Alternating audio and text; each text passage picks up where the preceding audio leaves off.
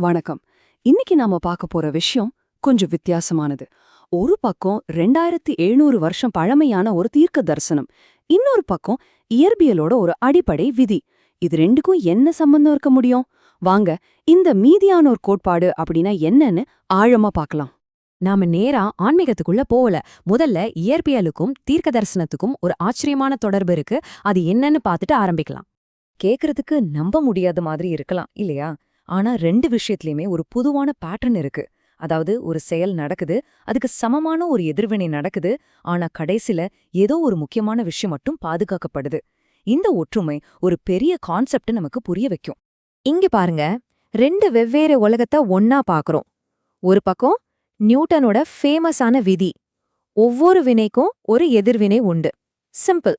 இன்னொரு பக்கம் ஒரு ஆன்மீக கொள்கை, அதாவது ஒரு உடன்படிக்கைய மீறினா அதுக்குன்னு ஒரு தெய்வீக விளைவு வரும். பாத்தீங்களா, ரெண்டுமே ஒரு ஆக்ஷன் ரியாக்ஷன், ஒரு சமநிலைய பத்தி தான் பேசுது. சரி, இந்த கொள்கைய நிஜத்துல எப்படி வேலை செஞ்சது? சரித்திரத்துல பண்டைய இஸ்ரவேல் காலத்துல இது எப்படி வெளிப்பட்டதுன்னு முதல்ல பார்க்கலாம். கதை ஒரு பெரிய பிரச்சனையில இருந்து தான் தொடங்குது. இஸ்ரவேல் மக்கள் அவங்க கொடுத்திருந்த முக்கியமான வாக்குறுதிகளை மீற ஆரம்பிக்கிறாங்க. இதுதான் இங்க வினை அல்லது ஆக்ஷன். இந்த வினைக்கு ஒரு பெரிய எதிர்வினை வருது. ஏசாயா தீர்க்கதரிசி முன்னாடியே சொன்ன மாதிரி அசீரிய பேரரசு மூலமா ஒரு பயங்கரமான அழிவு அவங்களுக்கு தீர்ப்பா வருது. இதுதான் ரியாக்ஷன். ஆனா கதை இதோட முடியல. முழுமையான அழிவுக்கு பதிலா தப்பி பிழைச்ச ஒரு சின்ன கூட்டம் மட்டும் பாதுகாக்கப்படுறாங்க. அவங்க தான் மீதியானோர். அவங்க மூலமா வம்சாவளி தொடருது. இதே ஒரே நாள்ல நடந்த விஷயம் இல்ல.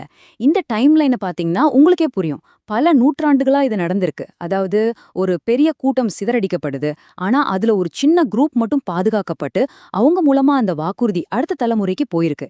இந்த பேட்டர்ன் திரும்ப திரும்ப நடந்திருக்கு. இதுல ரொம்ப முக்கியமான பாயிண்ட் என்னன்னா, அந்த நியாய தீர்ப்பு ஒரு சர்ஜரி மாதிரி இருந்துச்சே தவிர ஒரு முடிவா இல்ல. அது மொத்தமா அழிக்காம முக்கியமான கருவை மட்டும் பாதுகாத்தது. இந்த டேபிள்ல பாருங்க, இப்போ இன்னும் தெளிவா புரியும்.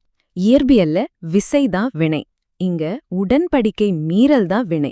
அங்க எதிர்விசைதான் எதிர்வினை, இங்க தெய்வீக நியாய தீர்ப்பு தான் எதிர்வினை.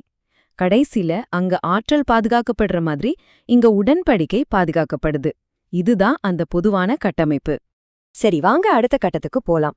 பல நூற்றாண்டுகளுக்கு அப்புறம் இதே பேட்டர்ன் திரும்பவும் எப்படி நடக்குதுன்னு பார்க்கலாம். ஆனா இந்த முறை இன்னும் குறிப்பான ஒரு சின்ன அளவுல நடக்குது. இங்கேயும் அதே ப்ராசஸ் தான். முதல் நூற்றாண்டுல ஒரு புது உடன்படிக்கை வருது, ஆனா பெரும்பாலான மக்கள் அதை ஏத்துக்கல. இது ஒரு நம்பிக்கை நெருக்கடியை உருவாக்குது. ஆனா ஒரு சின்ன சீடர்கள் கூட்டம் மட்டும் அதை நம்புறாங்க. அவங்க மூலமா அந்த வாக்குறுதி பாதுகாக்கப்பட்டு ஒரு புதிய இயக்கம் உருவாகுது. இது ஒரு அருமையான வரி. அதாவது அந்த வாக்குறுதியை சுமந்துட்டு போறவங்களோட எண்ணிக்கை ரொம்பவே குறைஞ்சாலும் அந்த வாக்குறுதிங்கிற சங்கிலி உடையாம தொடருதுங்கிறது தான் இதோட அர்த்தம்.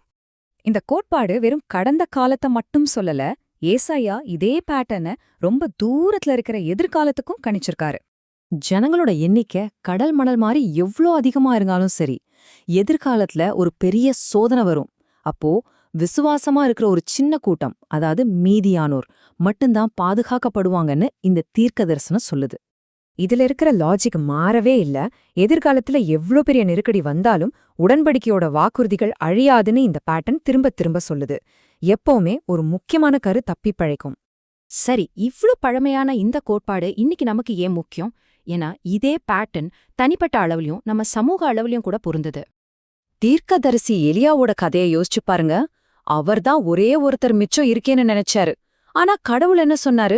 இல்ல, இன்னும் 7000 பேர் விசுவாசமா இருக்காங்க, அவங்கள நான் பாதுகாத்து வச்சிருக்கேன்னு சொன்னாரு. இது ஒரு பவர்ஃபுல்லான ரிமைண்டர். ஒரு இயக்கத்தோடையோ இல்ல ஒரு வாக்குறுதியோட முக்கியத்துவம் எப்போதுமே மெஜாரிட்டில தான் இருக்குன்னு சொல்ல முடியாது. இதிலிருந்து நாம கத்துக்க வேண்டியது என்னன்னா, இந்த கோட்பாடு தரத்தை பத்தினது, அளவு பத்தினது இல்ல. ஒரு பெரிய கூட்டத்தோட அளவை விட சிலரோட விசுவாசம்தான் இங்க முக்கியம். சோ இந்த 4 கோணத்துல பார்த்ததுக்கு அப்புறம் இந்த கோட்பாட்டை நாம முழுமையா வரையறுக்கலாம். அதாவது ஒரு தெய்வீக நியாய தீர்ப்பு நடக்கும்போது கடவுள் தன்னுடைய வாக்குறுதிகள் தொடர்றதுக்காக அதே நேரத்துல ஒரு உடன்படிக்கை கருவை பாதுகாக்கிறார். இதுதான் மீதியானோர் கோட்பாடு. கடைசியா உங்ககிட்ட ஒரு கேள்வி. ஒரு சின்ன ஆனா முக்கியமான சிறுபான்மை குழு மூலமா பெரிய மாற்றங்கள் நடக்கிற இந்த கொள்கை இன்னைக்கு உலகத்துல வேற எங்கெல்லாம் வேலை செய்யறது நீங்க பாக்குறீங்க? யோசிச்சு பாருங்க.